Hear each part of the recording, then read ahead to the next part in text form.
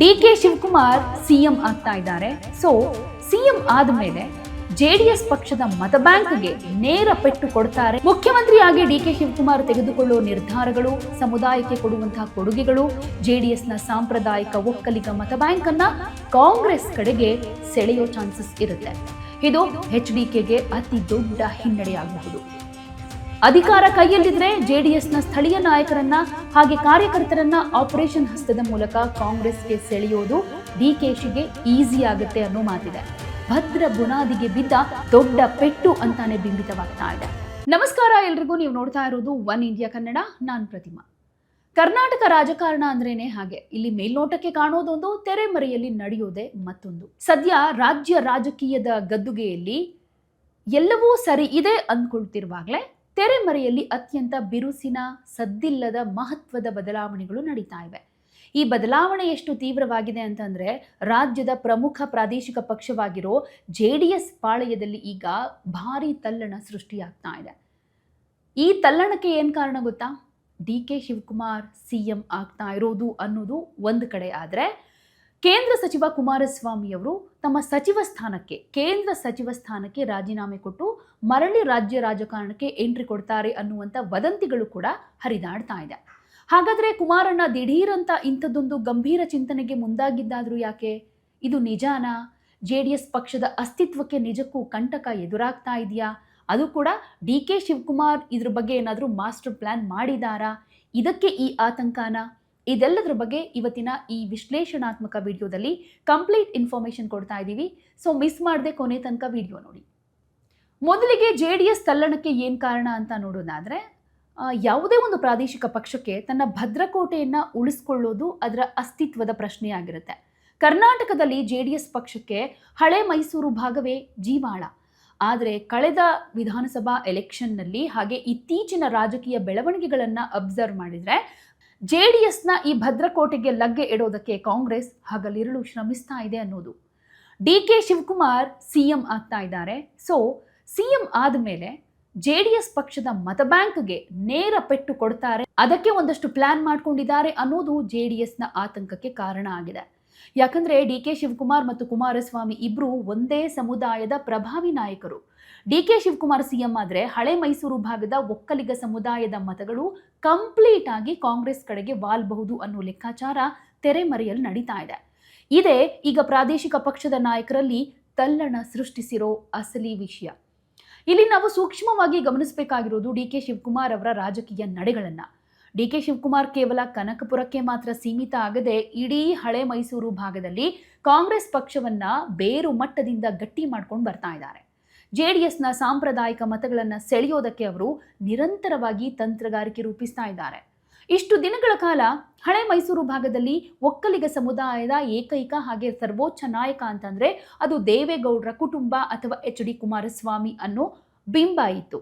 ಆದರೆ ಈಗ ಡಿಕೆ ಶಿವಕುಮಾರ್ ಮುಖ್ಯಮಂತ್ರಿ ಆಗೋದ್ರಿಂದ ಆ ಸಮುದಾಯಕ್ಕೆ ಮತ್ತೊಬ್ಬ ಪ್ರಬಲ ಪರ್ಯಾಯ ನಾಯಕ ಸಿಕ್ಕಂತಾಗುತ್ತೆ. ಮುಖ್ಯಮಂತ್ರಿಯಾಗಿ ಡಿಕೆ ಶಿವಕುಮಾರ್ ತೆಗೆದುಕೊಳ್ಳುವ ನಿರ್ಧಾರಗಳು, ಸಮುದಾಯಕ್ಕೆ ಕೊಡುವಂತಹ ಕೊಡುಗೆಗಳು JDSನ ಸಾಂಪ್ರದಾಯಿಕ ಒಕ್ಕಲಿಗ ಮತ ಬ್ಯಾಂಕ್ ಅನ್ನ ಕಾಂಗ್ರೆಸ್ ಕಡೆಗೆ ಸೆಳೆಯೋ ಚಾನ್ಸಸ್ ಇರುತ್ತೆ. ಇದು HDKಗೆ ಅತಿ ದೊಡ್ಡ ಹಿನ್ನಡೆಯಾಗಬಹುದು. ಇನ್ನು ಹಳೆ ಮೈಸೂರು ಭಾಗದಲ್ಲಿ JDS ಅಸ್ತಿತ್ವಕ್ಕೆ ಕಂಟಕ ಅಂತ ಮೊದಲೇ ಹೇಳಿದೆ ನಾನು. ಇಲ್ಲಿ ಕನಕಪುರಕ್ಕೆ ಮಾತ್ರ ಅವ್ರು ಸೀಮಿತ ಆಗಿಲ್ಲ ಡಿಕೆ ಶಿವಕುಮಾರ್. ಕನಕಪುರ, ರಾಮನಗರ, ಮಂಡ್ಯ, ಮೈಸೂರು, ಹಾಸನ, ಕೋಲಾರ ಮತ್ತು ತುಮಕೂರು ಭಾಗಗಳೇ JDS ಪಕ್ಷದ ಜೀವಾಳ. ಡಿಕೆ ಶಿವಕುಮಾರ್ ಸಿಎಂ ಆದ ತಕ್ಷಣ ಈ ಭಾಗದ ಮೇಲೆ ತಮ್ಮ ಸಂಪೂರ್ಣ ಹಿಡಿತ ಸಾಧಿಸೋದಕ್ಕೆ ಪ್ರಯತ್ನ ಪಟ್ಟೇ ಪಡ್ತಾರೆ. ಇತ್ತೀಚೆಗೆ ಚರ್ಚೆ ಬಂದಿರುವಂತಹ ಬಿಡದಿ ಟೌನ್ಶಿಪ್ ಯೋಜನೆಯಂತಹ ದೊಡ್ಡ ಪ್ರಾಜೆಕ್ಟ್ಗಳನ್ನು ತಂದು ಕ್ರೆಡಿಟ್ ಪಡೆಯೋದಕ್ಕೆ ಡಿಕೆಶಿ ಪ್ಲಾನ್ ಕೂಡ ಮಾಡ್ತಿದ್ದಾರೆ. ಅಧಿಕಾರ ಕೈಯಲ್ಲಿದ್ರೆ JDSನ ಸ್ಥಳೀಯ ನಾಯಕರನ್ನ ಹಾಗೆ ಕಾರ್ಯಕರ್ತರನ್ನ ಆಪರೇಷನ್ ಹಸ್ತದ ಮೂಲಕ ಕಾಂಗ್ರೆಸ್ಗೆ ಸೆಳೆಯೋದು ಡಿಕೆಶಿಗೆ ಈಸಿ ಆಗುತ್ತೆ ಅನ್ನೋ ಮಾತಿದೆ. ಇದು HDK ಕೋಟೆಗೆ ಲಗ್ಗೆ ಇಟ್ಟ ಹಾಗೆ. ಇನ್ನೊಂದು ಬಹಳ ಇಂಪಾರ್ಟೆಂಟ್ ಅಂತಂದ್ರೆ, ನಿಖಿಲ್ ಕುಮಾರಸ್ವಾಮಿಯ ರಾಜಕೀಯ ಭವಿಷ್ಯಕ್ಕೆ ಅಡೆತಡೆಯಾಗುವುದು ಅನ್ನೋದು. HD ಕುಮಾರಸ್ವಾಮಿ ಅವರು ತಮ್ಮ ಮಗ ನಿಖಿಲ್ ಕುಮಾರಸ್ವಾಮಿ ಅವರನ್ನ ಹಳೆ ಮೈಸೂರು ಭಾಗದಲ್ಲೇ ಅಂದ್ರೆ ರಾಮನಗರ ಅಥವಾ ಚನ್ನಪಟ್ಟಣದಲ್ಲೇ ನೆಲೆ ನಿಲ್ಲಿಸೋದಕ್ಕೆ ಟ್ರೈ ಮಾಡ್ತಾ ಇದ್ದಾರೆ. ಆದರೆ ಅದೇ ಭಾಗದವರೇ ಆದ ಡಿಕೆ ಶಿವಕುಮಾರ್ ಅವರು ಸಿಎಂ ಆಗಿ ಇಡೀ ರಾಜ್ಯದ ಆಡಳಿತ ಸೂತ್ರ ಹಿಡ್ಕೊಂಡ್ರೆ ನಿಖಿಲ್ ಕುಮಾರಸ್ವಾಮಿಯ ಮುಂದೆ ಕಾಂಗ್ರೆಸ್ನ ಪ್ರಬಲ ಅಭ್ಯರ್ಥಿಗಳನ್ನ ನಿಲ್ಲಿಸಿ ಅವರನ್ನ ರಾಜಕೀಯವಾಗಿ ಮುಗಿಸೋದಕ್ಕೆ ಎಲ್ಲಾ ಶಕ್ತಿಯನ್ನು ಕೂಡ ಬಳಸಬಹುದು. ಇದು HDK ಅವರ ಮುಂದಿನ ತಲೆಮಾರಿನ ರಾಜಕಾರಣಕ್ಕೆ ದೊಡ್ಡ ಬ್ರೇಕ್ ಹಾಕಬಹುದು. ಇನ್ನೊಂದು ಕಡೆ HD ಕುಮಾರಸ್ವಾಮಿ ಅವರು ಕೇಂದ್ರ ಸಚಿವರಾದ ಮೇಲೆ ದೆಹಲಿ ರಾಜಕಾರಣದಲ್ಲಿ ಹೆಚ್ಚು ಸಕ್ರಿಯರಾಗಿದ್ದಾರೆ. ಭಾರಿ ಕೈಗಾರಿಕೆ ಮತ್ತು ಉಕ್ಕು ಸಚಿವಾಲಯದ ಜವಾಬ್ದಾರಿ ಇರೋದ್ರಿಂದ ಅವರು ದೇಶಾದ್ಯಂತ ಪ್ರವಾಸ ಮಾಡಬೇಕು. ಇದರಿಂದ ಕರ್ನಾಟಕದ ಸ್ಥಳೀಯ ರಾಜಕಾರಣದ ಮೇಲಿನ ಮತ್ತು ಪಕ್ಷದ ಕಾರ್ಯಕರ್ತರ ಮೇಲಿನ ಹಿಡಿತ ಸ್ವಲ್ಪ ಮಟ್ಟಿಗೆ ಸಡಿಲವಾಗ್ತಾ ಇದೆಯಾ ಅನ್ನೋ ಪ್ರಶ್ನೆ ಕೂಡ ಉಂಟಾಗುತ್ತೆ. ನಾಯಕನೇ ರಾಜ್ಯದಲ್ಲಿ ಇಲ್ಲದೆ ಇದ್ರೆ ಕೆಳಮಟ್ಟದ ಕಾರ್ಯಕರ್ತರು ಮತ್ತು ನಾಯಕರು ಆಪರೇಷನ್ ಹಸ್ತಕ್ಕೆ ಬಲಿಯಾಗಬಹುದು ಅಥವಾ ಧೃತಿಗೆಡಬಹುದು ಅನ್ನೋ ಆತಂಕ ದೇವೇಗೌಡರ ಕುಟುಂಬಕ್ಕಿದೆ.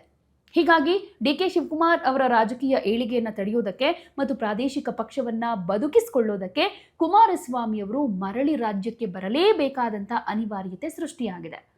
ಕುಮಾರಸ್ವಾಮಿ ಅವರ ಗಂಭೀರ ಚಿಂತನೆ ಏನು ಈ ಸಂದರ್ಭದಲ್ಲಿ ಅಂದ್ರೆ ಸಚಿವ ಸ್ಥಾನಕ್ಕೆ ರಾಜೀನಾಮೆ ಕೊಡ್ತಾರಾ ಇಲ್ವಾ ಅನ್ನೋದ್ರ ಬಗ್ಗೆ ಕೂಡ ಒಂದಷ್ಟು ಊಹಾಪೋಹಗಳಿದೆ. ಸದ್ಯಕ್ಕೆ ಕೇಳಿ ಬರ್ತಾ ಇರುವಂತಹ ಶಾಕಿಂಗ್ ವಿಷಯ ಅಂತಂದ್ರೆ HD ಕುಮಾರಸ್ವಾಮಿ ಅವರು ತಮ್ಮ ಕೇಂದ್ರ ಸಚಿವ ಸ್ಥಾನಕ್ಕೆ ರಾಜೀನಾಮೆ ಕೊಡೋದಕ್ಕೆ ರೆಡಿ ಆಗ್ತಾ ಇದ್ದಾರೆ ಅನ್ನೋದು. ಇದು ಉನ್ನತ ಮೂಲಗಳ ಪ್ರಕಾರ ಬಂದಿರೋ ಮಾಹಿತಿ. ಕುಮಾರಣ್ಣ ಇದ್ರ ಬಗ್ಗೆ ತಮ್ಮ ತಂದೆ JDS ವರಿಷ್ಠ HD ದೇವೇಗೌಡರ ಜೊತೆ ಚರ್ಚೆ ಕೂಡ ಮಾಡಿದಾರಂತೆ.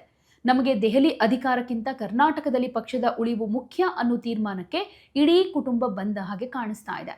ಕುಮಾರಸ್ವಾಮಿ ಅವರು ಮರಳಿ ರಾಜ್ಯ ರಾಜಕಾರಣಕ್ಕೆ ಬಂದ್ರೆ ಏನಾಗುತ್ತೆ? ಮೊದಲನೇದಾಗಿ ಅವರು ರಾಜ್ಯದಲ್ಲೇ ಉಳ್ಕೊಂಡು ನಿರಂತರವಾಗಿ ಪ್ರವಾಸ ಮಾಡಿ ಕಾಂಗ್ರೆಸ್ ಸರ್ಕಾರದ ವಿರುದ್ಧ ಹೋರಾಟ ರೂಪಿಸಬಹುದು. ಎರಡನೇದಾಗಿ ಮೈತ್ರಿ ಪಕ್ಷವಾದ BJP ಜೊತೆ ಸಮನ್ವಯ ಸಾಧಿಸಿ ರಾಜ್ಯ ಮಟ್ಟದಲ್ಲಿ ವಿರೋಧ ಪಕ್ಷದ ಪ್ರಬಲ ಧ್ವನಿಯಾಗಬಹುದು. ಹಾಗೆ ಮೂರನೇದಾಗಿ DK ಶಿವಕುಮಾರ್ ಅವರಿಗೆ ಅವರದ್ದೇ ಶೈಲಿಯಲ್ಲಿ ಟಕ್ಕರ್ ಕೊಡೋದಕ್ಕೆ ಕುಮಾರಸ್ವಾಮಿ ಅವರಿಗೆ ರಾಜ್ಯ ರಾಜಕಾರಣದ ವೇದಿಕೆ ಅತ್ಯಗತ್ಯ.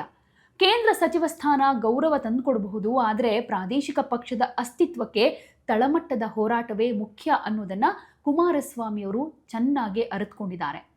ಹಳೆ ವೈಷಮ್ಯ ಮತ್ತು ಸೇಡಿನ ರಾಜಕಾರಣದ ಭೀತಿ ಕೂಡ ಇಲ್ಲಿ ಕಾಡುತ್ತೆ. ಯಾಕಂದ್ರೆ DK ಶಿವಕುಮಾರ್ ಮತ್ತು ದೇವೇಗೌಡರ ಕುಟುಂಬದ ನಡುವಿನ ರಾಜಕೀಯ ವೈರತ್ವ 1989ರಿಂದ ನಡೆದುಕೊಂಡು ಬಂದಿದೆ.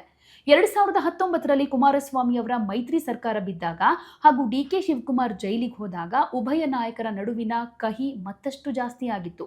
ಈಗ DK ಶಿವಕುಮಾರ್ CM ಆದಮೇಲೆ JDS ನಾಯಕರ ಮೇಲಿರೋ ಹಳೆ ಕೇಸ್ಗಳನ್ನ ಮರುಪರಿಶೀಲನೆ ಮಾಡೋದು ಅಥವಾ ತನಿಖಾ ಸಂಸ್ಥೆಗಳ ಮೂಲಕ JDS ಪಾಳೆಯಕ್ಕೆ ಆಡಳಿತಾತ್ಮಕವಾಗಿ ಟಾಂಟ್ ಕೊಡೋ ಸಾಧ್ಯತೆಗಳನ್ನ ತಳ್ಳಿ ಹಾಕೋ ಹಾಗಿಲ್ಲ. ಸೊ DK ಶಿವಕುಮಾರ್ CM ಆಗಿ ಅಧಿಕಾರ ವಹಿಸಿಕೊಳ್ತಾ ಇರೋದು ಕೇವಲ ಕಾಂಗ್ರೆಸ್ ಪಕ್ಷದ ಆಂತರಿಕ ಬದಲಾವಣೆ ಮಾತ್ರ ಅಲ್ಲ, ಇದು ನೇರವಾಗಿ ಕುಮಾರಸ್ವಾಮಿ ಅವರ ರಾಜಕೀಯ ಸಾಮ್ರಾಜ್ಯದ ಭದ್ರ ಬುನಾದಿಗೆ ಬಿದ್ದ ದೊಡ್ಡ ಪೆಟ್ಟು ಅಂತಾನೆ ಬಿಂಬಿತವಾಗ್ತಾ ಇದೆ. ಇದೇ ಕಾರಣಕ್ಕೆ ಕುಮಾರಸ್ವಾಮಿ ಅವರು ದೆಹಲಿ ಸಚಿವ ಸ್ಥಾನ ಬಿಟ್ಟು ಮರಳಿ ರಾಜ್ಯಕ್ಕೆ ಬಂದು DKಶಿಗೆ ಮುಖಾಮುಖಿಯಾಗಿ ಟಕ್ಕರ್ ಕೊಡೋದಕ್ಕೆ ತೆರೆಮರೆಯಲ್ಲಿ ಗಂಭೀರ ಚಿಂತನೆ ನಡೆಸ್ತಾ ಇದ್ದಾರೆ ಎನ್ನಲಾಗ್ತಾ ಇದೆ. ಒಟ್ಟಾರೆ ಹೇಳೋದಾದ್ರೆ ಕರ್ನಾಟಕ ರಾಜಕೀಯ ಈಗ ಅತ್ಯಂತ ಕುತೂಹಲಕಾರಿ ಘಟ್ಟಕ್ಕೆ ಬಂದು ನಿಂತಿದೆ. ಪ್ರಾದೇಶಿಕ ಪಕ್ಷದ ಅಸ್ತಿತ್ವವನ್ನು ಉಳಿಸಿಕೊಳ್ಳೋದಕ್ಕೆ ಕುಮಾರಸ್ವಾಮಿ ಅವರು ತೆಗೆದುಕೊಳ್ತಾ ಇರೋ ಆ ಒಂದು ನಿರ್ಧಾರ ಮುಂದಿನ ದಿನಗಳಲ್ಲಿ ರಾಜ್ಯ ರಾಜಕಾರಣದ ದಿಕ್ಕನ್ನೇ ಚೇಂಜ್ ಮಾಡಬಹುದು. DK ಶಿವಕುಮಾರ್ ಅವರ ರಾಜಕೀಯ ಏಳಿಗೆಗೆ ಬ್ರೇಕ್ ಹಾಕೋದಕ್ಕೆ ಕುಮಾರಣ್ಣ ಮರಳಿ ರಾಜ್ಯ ರಾಜಕಾರಣದ ಅಖಾಡಕ್ಕೆ ಇಳಿತಾರಾ ಅಥವಾ ದೆಹಲಿಯಲ್ಲೇ ಇದ್ದು ತಂತ್ರಗಾರಿಕೆಯನ್ನ ಮಾಡ್ತಾರಾ ಅನ್ನೋದನ್ನ ಕಾಲವೇ ಉತ್ತರ ಕೊಡುತ್ತೆ. ಸೊ ನಿಮ್ಮ ಪ್ರಕಾರ HD ಕುಮಾರಸ್ವಾಮಿ ಅವರು ಕೇಂದ್ರ ಸಚಿವ ಸ್ಥಾನಕ್ಕೆ ರಾಜೀನಾಮೆ ಕೊಟ್ಟು ಮರಳಿ ರಾಜ್ಯ ರಾಜಕಾರಣಕ್ಕೆ ಬರಬೇಕಾ? ಇದರಿಂದ JDS ಪಕ್ಷಕ್ಕೆ ಲಾಭ ಆಗುತ್ತಾ ಅಥವಾ ನಷ್ಟ ಆಗುತ್ತಾ? ನಿಮ್ಮ ಅನಿಸಿಕೆ ಅಭಿಪ್ರಾಯ ಏನೇ ಇದ್ರೂ ಕಾಮೆಂಟ್ ಮೂಲಕ ತಿಳಿಸಿ. ಹಾಗೆಯೇ ಇನ್ನೊಂದು ವಿಡಿಯೋದಲ್ಲಿ ಕುಮಾರಸ್ವಾಮಿ ಅವರು ರಾಷ್ಟ್ರ ರಾಜಕಾರಣವನ್ನ ಬಿಟ್ಟು ರಾಜ್ಯ ರಾಜಕಾರಣಕ್ಕೆ ಬರೋ ಮನಸ್ಸು ಮಾಡಿದ್ದೇ ಆದರೆ ಅದು ಅಷ್ಟೊಂದು ಈಸಿನಾ? ರಾಷ್ಟ್ರ ರಾಜಕಾರಣವನ್ನ ಬಿಟ್ಟು ರಾಜ್ಯ ರಾಜಕಾರಣದಲ್ಲಿ ಆಕ್ಟಿವ್ ಆಗಿರೋದಕ್ಕೆ ಏನು ಯೋಚನೆ ಮಾಡ್ತಾ ಇದ್ದಾರೆ? ಇದರಿಂದ ಮುಂದಾಗುವಂತಹ ಪರಿಣಾಮಗಳೇನು, ಸವಾಲುಗಳು ಏನು, ಇದೆಲ್ಲದರ ಬಗ್ಗೆ ತಿಳಿಸ್ಕೊಡ್ತೀನಿ. ಸೊ ಮಿಸ್ ಮಾಡದೆ ಆ ವಿಡಿಯೋವನ್ನು ಕೂಡ ನೋಡಿ. ಯಾವುದೇ ಸುದ್ದಿಯ ಅಪ್ಡೇಟ್ ಅನ್ನ ಮಿಸ್ ಮಾಡ್ಕೊಳ್ಬಾರ್ದು ಅಂದ್ರೆ ಈಗ್ಲೇ ಒನ್ ಇಂಡಿಯಾವನ್ನ ಸಬ್ಸ್ಕ್ರೈಬ್ ಮಾಡಿ. ನಿಮಗೆ ಬೇಕಾದ ಭಾಷೆಯಲ್ಲಿ ಎಲ್ಲಾ ಸುದ್ದಿ ತಿಳಿಬೇಕು ಅಂದ್ರೆ ಒನ್ ಇಂಡಿಯಾ ಆಪ್ ಅನ್ನ ಡೌನ್ಲೋಡ್ ಮಾಡ್ಕೊಳ್ಳಿ.